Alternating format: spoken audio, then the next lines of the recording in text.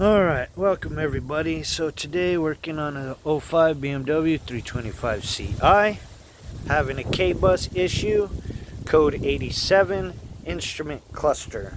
So what's happening right now is on the steering wheel column, you won't hear the click for the turn signals, you won't see the lights turning on, you won't see the dimmers on the cluster. I'm also having windows aren't engaging, and then the other thing is the AC is blowing hot instead of cold, so the AC is not engaging. So what I've read is K-bus issues, so I pulled out the K-bus and I actually ended up getting it out of the junkyard so that way I wouldn't damage mine. So on these, what you want to do is, this here seats in here, right? This is your K-bus. So it sits flush down in here. You can test from the outside with a probe meter or a multimeter and see if there's a short. It should be at 12 volts across this whole thing because all of them are on one single bar. So in order to test the K-bus, you have to take out this module and test every single one of these wires. So what you have to do is you have to go underneath the glove box, open it up, take off the glove box, you're going to go underneath, you're going to drop the fuse box, and then right above it is going to be a little black box, and in that black box you're going to be taking out the K-bus. The K-bus is going to have all the same color wiring. Then it's going to have these three little clips right here in the front that when it goes into that little box, you're going to squeeze these little clips, push it back, and it'll come out.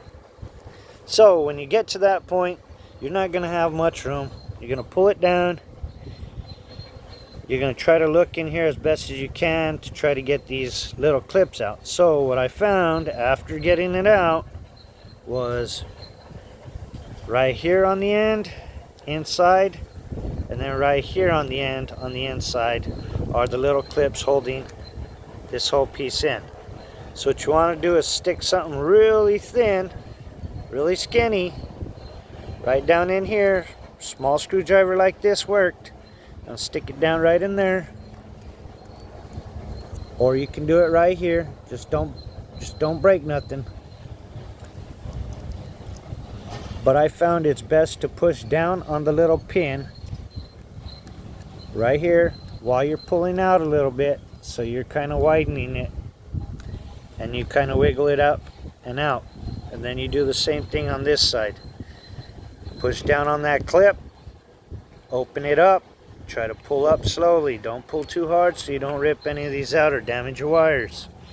Once you get to this point, this was the part I had trouble with, was getting these things off without damaging anything underneath and making sure it's going to go back to this. So what I found is, on this, they have these little lock holes, right? So what you're going to do is grab a little teeny screwdriver. You're going to go onto the top right here, and you're going to just barely turn it.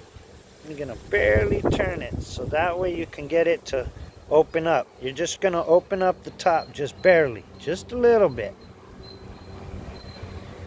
Once you do that, you should be able to slide it right off.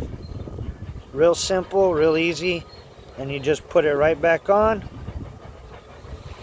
And in order to lock it back on, just grab yourself some needle nose and lightly, not hard, squeeze that. Just squeeze it just a little bit and then tug on it to make sure it locks in there. If it locks in there, you're good to go. So that's how you're gonna take out your K-bus without damaging anything. Hope that helps all of you.